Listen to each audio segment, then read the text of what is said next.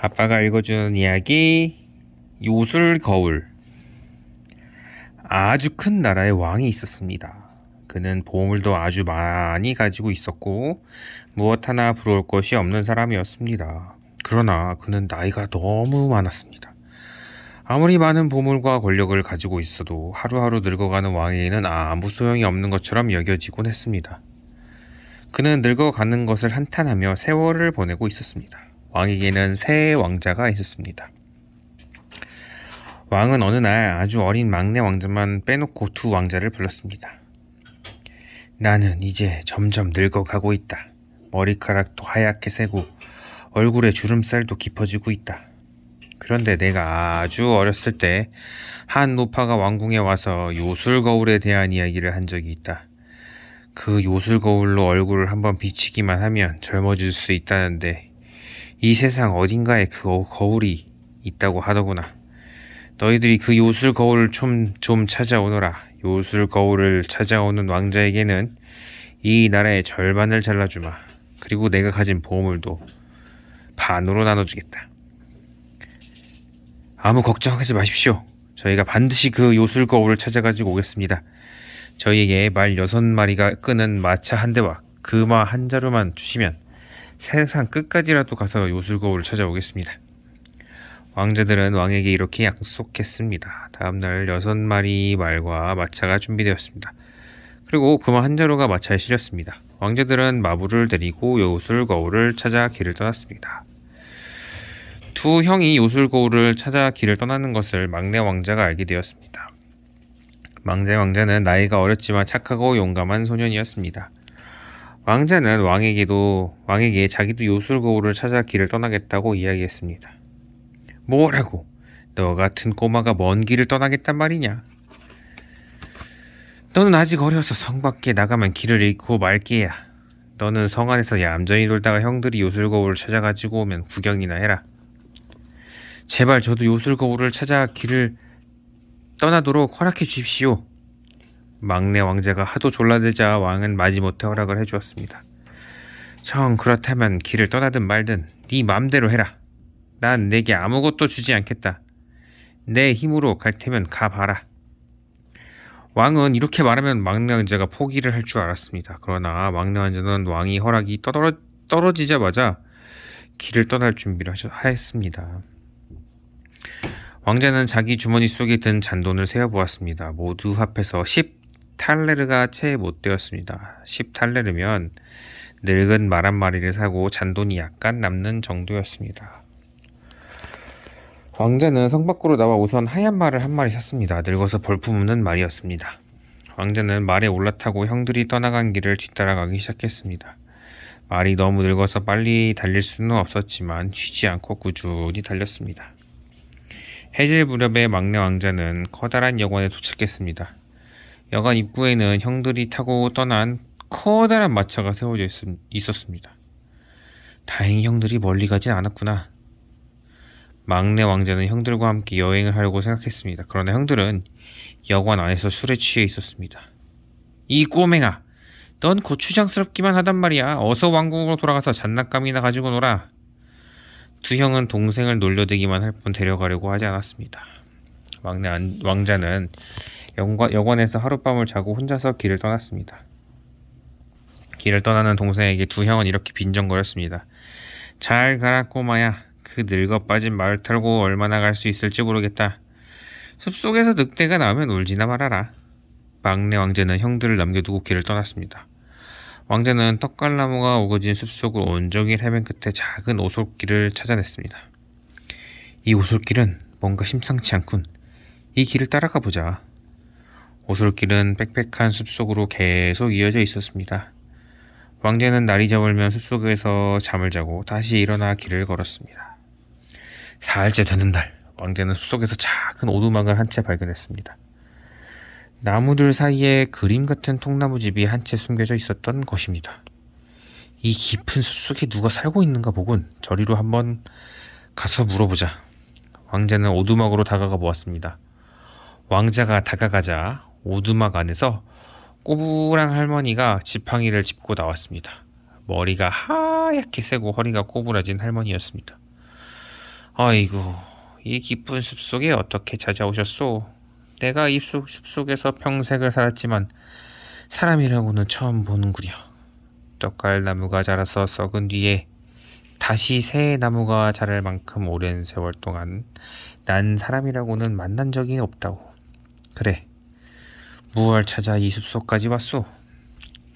저는 늙어가는 아버지를 위해 요술 거울을 찾고 있습니다. 한번 들여다보기만 하면 다시 젊어진 요술 거울이 세상 어딘가에 있다고 하던데 혹시 요술 거울을 보신 적이 없으신가요? 저는 세상을 다 뒤져서라도 그 요술 거울을 찾아야만 합니다. 미안하네, 젊은이.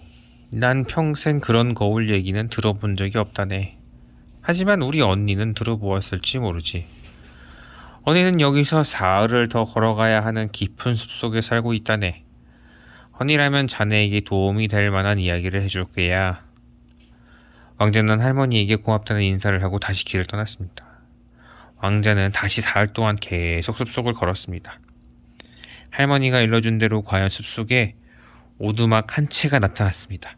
그 오두막에는 지난번에 만났던 할머니보다 더 늙은 할머니가 살고 있었습니다. 난 이 숲속에서 떡갈나무가 2번이나 썩어서 없어질 만큼 오래 살았지만 여길 찾은 사람이라곤 젊은이가 처음이라오. 대체 뭘 찾아 이 숲속 깊은 곳까지 왔소? 할머니가 왕자에게 물었습니다. 왕자는 아버지를 위해 요술 거울을 찾고 있다고 이야기했습니다. 미안하네, 젊은이. 내가 아주 어렸을 적에 그런 거울이 있다는 이야기를 들은 적은 있지만 한 번도 본 적이 없네. 그 거울이 이 세상 어디에 있는지 난 모른다네. 그렇지만 우리 큰언니는 알고 있을지도 모르지. 여기서 사흘을 더 걸어가면 우리 큰언니가 사는 오두막이 나온다네. 언니는 세상 일이라면 모르는 게 없으니 젊은이에게 좋은 이야기를 해줄게야. 할머니는 왕자에게 자기 언니가 사는 숲속을 가리키며 말했습니다. 할머니는 왕자에게 저녁을 차려주고 말에게도 신선한 풀을 뜯어주었습니다. 기운을 차린 왕자는 고맙다는 인사를 하고 길을 떠났습니다. 왕자는 다시 사흘 밤낮을 걸은 끝에 숲속에 있는 작은 오두막을 발견했습니다. 작은 오두막에는 정말로 머리가 하얗게 새고 이가 다 빠져버린 아주 늙은 할머니가 살고 있었습니다. 왕자는 할머니에게 요술 거울에 대해 물어보았습니다. 미안하네, 젊은이. 난 그 요술 거울이 지금 어디 있는지 모른다네. 하지만 우리 숲속 친구들에게 물어보면 알 수 있을지도 모르지. 자네는 우선 좀 쉬도록 하게. 할머니는 왕자를 오두막 안으로 데리고 들어가 저녁을 차려주었습니다. 왕자가 저녁을 먹고 기운을 차리자 할머니는 선반 위에서 작은 나팔을 꺼내더니 창밖에 대고 불기 시작했습니다. 나팔 소리가 울려 퍼지자 사방에서 동물들의 발자국 소리가 들려오기 시작했습니다. 다람쥐가 가장 먼저 달려왔습니다. 뒤를 이어 산토끼와 노루가 달려왔습니다. 순식간에 할머니의 오두막 앞에는 온갖 숲속 동물들이 다 모였습니다. 왕자는 창틀에 기댄 채 이 신기한 광경을 구경했습니다. 할머니는 밖으로 나가 짐승들에게 다정하게 이야기를 했습니다. 잠시 후 할머니가 다시 안으로 들어와서 말했습니다. 숲속 친구들도 그 요술 거울을 못 봤다는군. 그럼 이번에는 새들에게 물어봐야겠군. 할머니는 선반 위에서 다른 나팔을 꺼내 불기 시작했습니다. 할머니의 나팔 소리가 숲속으로 울려 퍼지자 이번에는 새들이 날아오기 시작했습니다. 얼마나 많은 새들이 날아왔는지 새들이 날개짓하는 소리가 온 세상을 울리는 듯 했습니다. 할머니는 이번에도 새들과 다정하게 이야기를 나누었습니다. 왕자는 새들이라면 요술 거울이 어디 있는지 알 수 있을 거라고 생각했습니다. 숲속의 새들도 요술 거울을 못 봤다는군. 자, 마지막으로 지혜로운 독수리에게 물어보자고. 할머니는 선반에서 3번째 나팔을 꺼내 불기 시작했습니다. 잠시 후면 그 영리한 놈이 날아올 게야. 그 놈마저 못 봤다면 그 요술 거울은 이 세상에 없는 것이라네. 할머니의 말이 끝나기가 무섭게 갑자기 폭풍우가 몰아치더니 하늘에서 거대한 독수리가 내려앉았습니다. 머리가 2개 달린 이상한 독수리였습니다. 숲속의 어머니, 어쩐 일로 저를 부르셨습니까? 얘야, 혹시 사람을 젊게 만드는 요술 거울을 본 적이 있느냐? 예, 본 적이 있습니다. 그래, 그것이 어디에 있더냐? 그 요술 거울은 사람이 발이 도저히 닿을 수 없는 곳에 있습니다. 거친 파도가 몰아치는 바다 한가운데 험한 바위와 암초로 둘러싸인 섬이 있는데 그 섬에 살고 있는 마법에 걸린 공주가 그 요술 거울을 가지고 있습니다. 이 젊은이를 그 섬으로 데려다 줄 수 있겠니? 이 젊은이가 요술 거울을 구할 수 있게 좀 도와주렴. 할머니가 부탁하자 독수리는 공손하게 날개를 펴고 왕자를 등에 태웠습니다. 젊은이, 이 늙은 말은 내가 잘 돌보아 줄 테니 부디 요술 거울을 꼭 찾아오도록 해요. 할머니가 왕자에게 말했습니다. 독수리는 커다란 날개를 쫙 펼치고 하늘을 날아올랐습니다. 왕자는 독수리의 날개를 꽉 붙들었습니다. 독수리는 여들의 낮과 밤을 쉬지 않고 날았습니다. 거친 파도가 몰아치는 바다를 건너 아흘째 되는 날 밤에 독수리는 바위 섬에 도착했습니다. 섬 한가운데 커다란 성이 있었습니다. 독수리는 왕자를 성문 밖에 내려놓았습니다. 오늘 밤 성에 들어가서 요술 거울을 찾아오세요. 너무 오랫동안 성 안에 머물러 있으면 안 됩니다. 거울을 찾는 즉시 내가 있는 곳으로 오셔야 합니다. 성문 앞에는 곰 2마리가 지키고 있는데 그놈들에게 붙잡히면 우리는 모두 살아남지 못해요. 여기 이걸 가지고 가세요. 독수리는 자기 깃털 2개를 뽑아서 왕자에게 주었습니다. 이 깃털을 곰들에게 던지면 곰들은 잠이 들 거예요. 대신 곰들이 깨어나기 전에 성 밖으로 빠져나오셔야 합니다. 요술 거울은 공주님의 베개 밑에 있습니다. 공주님은 한번 잠이 들면 천둥 번개가 쳐도 안 일어나는 분이니까 안심하셔도 됩니다. 왕자는 독수리의 깃털을 받아들고 성문 앞으로 다가갔습니다. 과연 사나운 곰 2마리가 성을 지키고 있었습니다. 곰들은 왕자가 다가오자 막 달려들려고 했습니다. 왕자는 독수리가 일러준 대로 깃털을 곰에게 던졌습니다. 독수리 깃털을 맞은 곰들은 신기하게도 그 자리에 쓰러져 잠을 자기 시작했습니다. 왕자는 성문을 열고 안으로 들어갔습니다. 성 안에는 사람의 기척이라고는 없었습니다. 깊은 밤이라 모두가 잠에 빠져 있는 것 같았습니다. 왕자는 2층으로 올라가 공주가 자고 있는 방을 찾았습니다. 공주는 환하게 불을 밝혀둔 방에서 잠들어 있었습니다. 왕자는 독수리가 알려준 대로 공주의 베개 밑에서 요술 거울을 꺼냈습니다. 그리고는 독수리가 기다리고 있는 곳으로 가려고 뒤돌아서 가는데 공주의 침대 옆에 있는 탁자를 보았습니다. 탁자 위에는 맛있는 과일과 향기로운 포도주가 놓여 있었습니다. 아흘 동안 쉬지 않고 날아왔더니 배도 고프고 목도 마르군. 잠깐 이걸 좀 먹고 갈까? 왕자는 탁자 위에 놓인 과일과 포도주를 맛있게 먹었습니다. 배불리 먹은 왕자는 이번에는 잠들어 있는 공주를 바라보았습니다. 공주는 왕자가 태어나서 본 사람 중에 가장 아름다운 모습이었습니다. 독수리와 약속한 시간만 아니라면 공주가 깨어나길 기다려 밤새도록 이야기를 나누었으면 좋겠군. 왕자는 아름다운 공주와 그냥 헤어지려니 소원한 마음이 들었습니다. 그때 공주의 손가락에 끼워져 있는 반지가 눈에 띄었습니다. 왕자는 그 반지를 간직하고 싶어졌습니다. 언젠가 공주를 다시 만나면 이 반지를 돌려줘야지. 왕자는 공주의 손에서 반지를 빼내 품속에 잘 간직했습니다. 그리고 서둘러 독수리가 기다리고 있는 곳으로 달려갔습니다. 독수리는 초조하게 왕자를 기다리고 있었습니다. 대체 뭘 하다가 이렇게 늦었습니까? 독수리는 이렇게 꾸짖고는 불의로 왕자를 물어 등에다 싣고 손살같이 하늘을 날아올랐습니다. 독수리는 무척 화가 난 것 같았습니다. 섬을 벗어나 독수리는 왕자를 불의로 물어서 바다에 발목까지 잠기도록 살짝 빠뜨렸습니다. 왕자는 깜짝 놀라 독수리의 날개를 꽉 움켜쥐었습니다. 그러나 독수리는 또다시 왕자를 바닷물에 가슴까지 잠기도록 빠뜨렸습니다. 왕자는 독수리가 왜 자기를 2번씩이나 바다에 빠뜨렸는지 알지 못했습니다. 잠시 후 독수리는 다시 왕자를 부리로 물어 바다에 빠뜨렸습니다. 이번에는 왕자의 목까지 바닷물에 잠기고 말았습니다.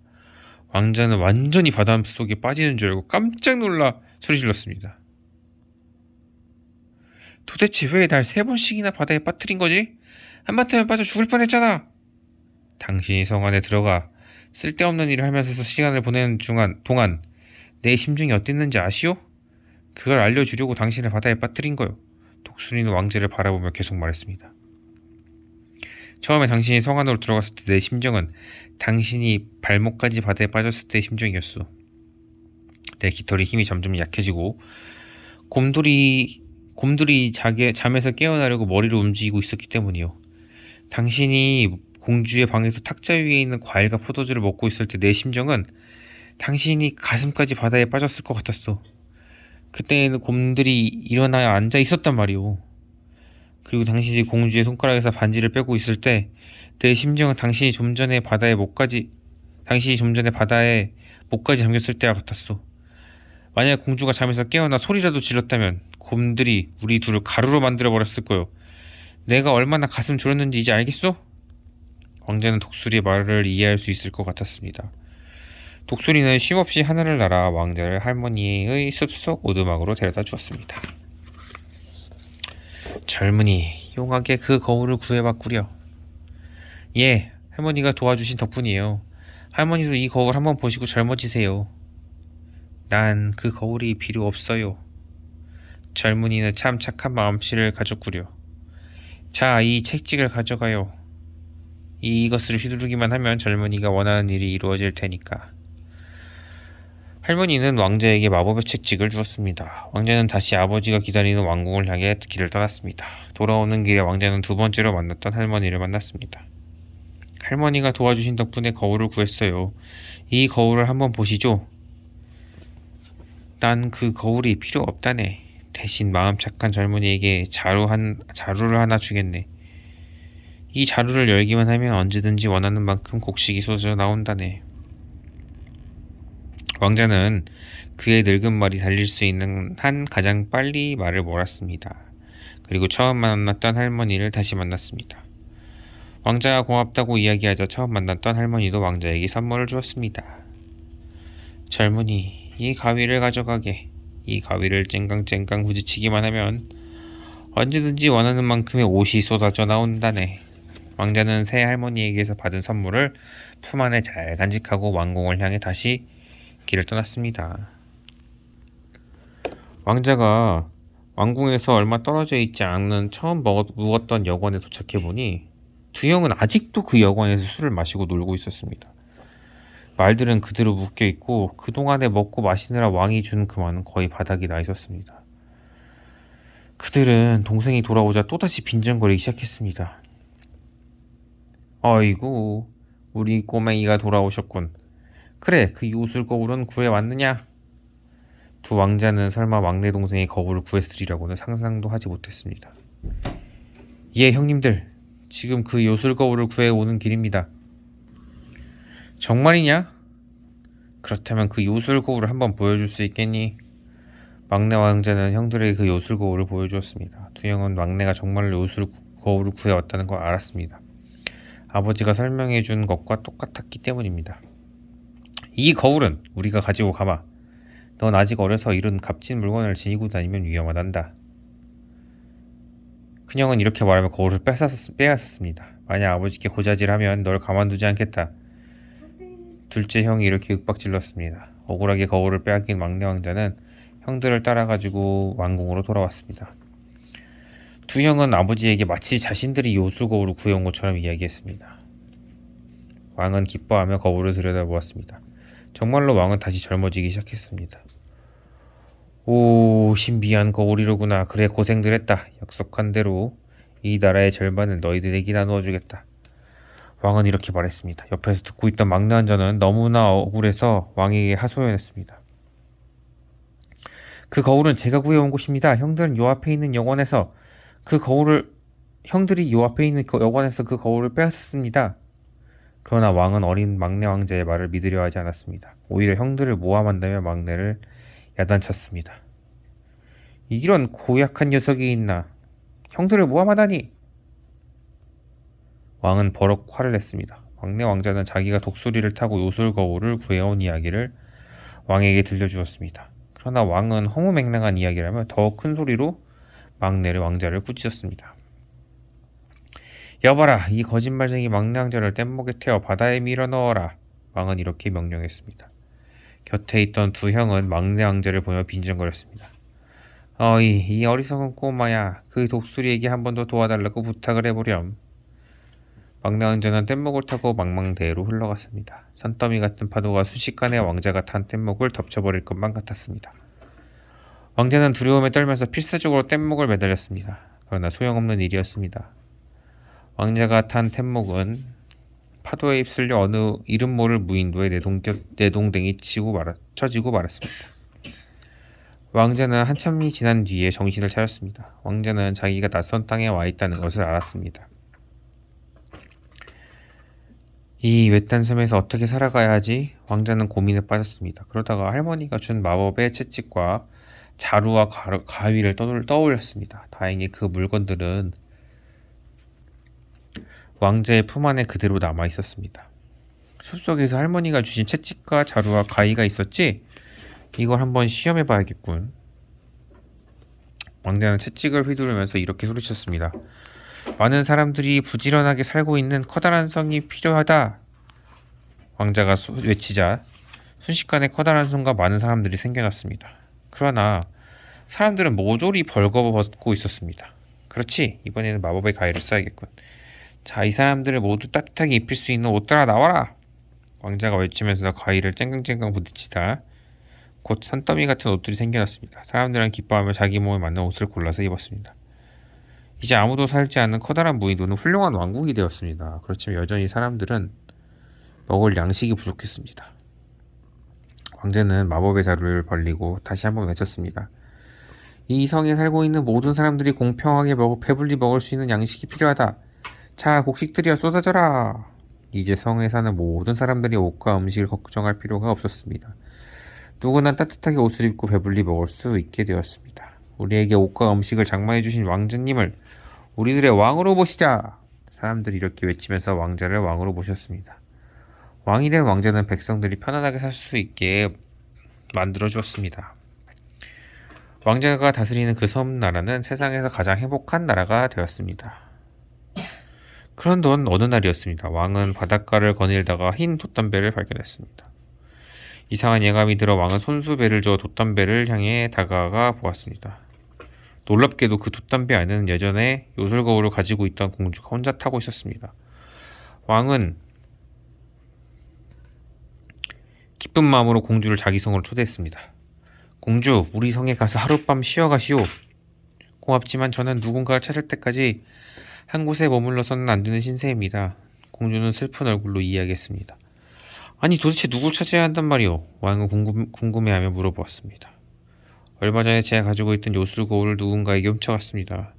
그러나 거울보다도 제가 끼고 있는 반지를 잃어버린 것이 제게는 더 큰일입니다. 저는 마법에 걸린 몸이라 그 반지를 가진 사람과 반드시 결혼을 해야 합니다. 만약 그 반지를 마귀들이 가지고 있다면 그들에게 붙들리지 않기 위해서라도 저는 쉴 새 없이 배를 타고 떠돌아야 하는 겁니다.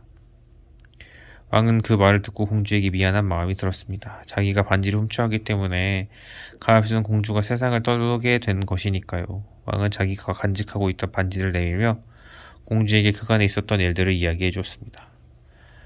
공주가 그런 고통을 겪고 있는 줄 몰랐어. 하지만 잠들어 있는 공주가 너무나도 아름다워서 이 다음에 꼭 다시 만나겠다는 생각에 내가 이 반지를 가져왔던 것이오.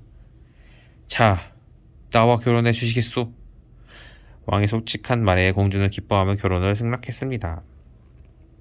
두 사람은 성에 살고 있는 모든 사람의 축하를 받으며 결혼식을 올렸습니다. 며칠 동안 잔치가 계속되었습니다.